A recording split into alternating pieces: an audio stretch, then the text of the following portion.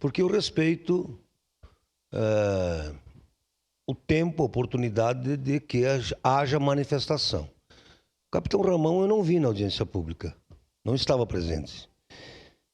Quando o município idealizou uma estação de transbordo no São Leopoldo, não tinha nem o arcobaleno.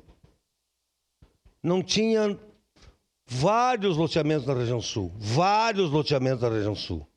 A Orbitec cobrou do município 2.700.000 e identificou que ali é centro da cidade. Como é que nós vamos construir uma estação de transbordo no centro da cidade?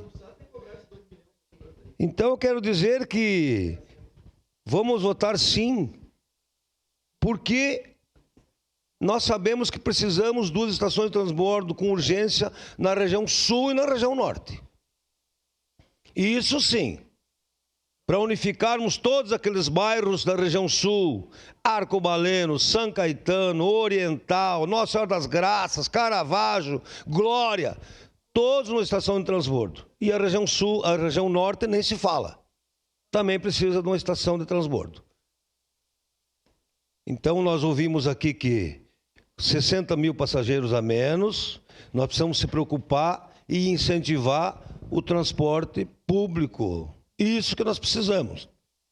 Agora, uma estação de transbordo no centro da cidade, isso é de muitos anos esse estudo.